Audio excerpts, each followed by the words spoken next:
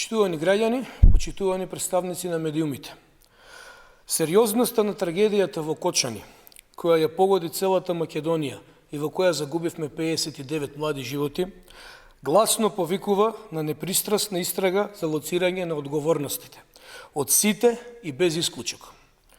Од првиот ден СДСМ дава силна поддршка на независна, темелна и неселективна истрага која ќе лоцира одговорност за сите поранешни и сегашни функционери, службеници и политичари. Државата, институциите мора да покажат капацитет да ја спроведат правдата до крај.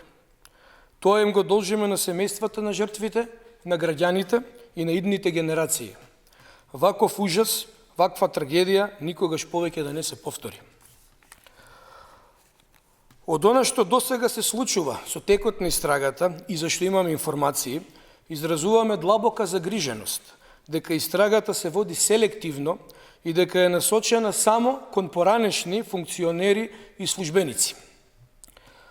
Досега може да заклучиме дека целосно се игнорираат тие кои биле на функции токму во времето кога се случила трагедијата во Кочани. Според јавно достапните информации, двајца поранешни директори на Државниот пазарен инспекторат се опфатени со истрага поради наводно непостапување.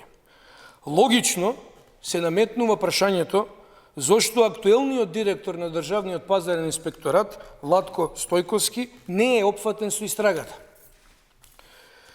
Иако, веројатно носи дури и поголема одговорност за надзорот врз објектот ПУЛС во периодот пред и за време на кривично-правниот настан.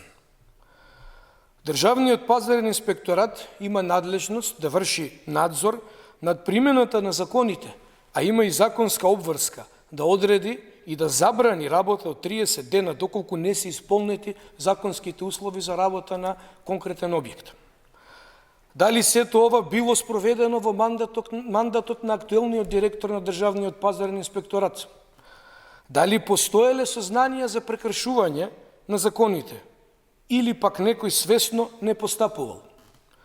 Ова се легитимни прашања на кои истрагата треба да даде одговор.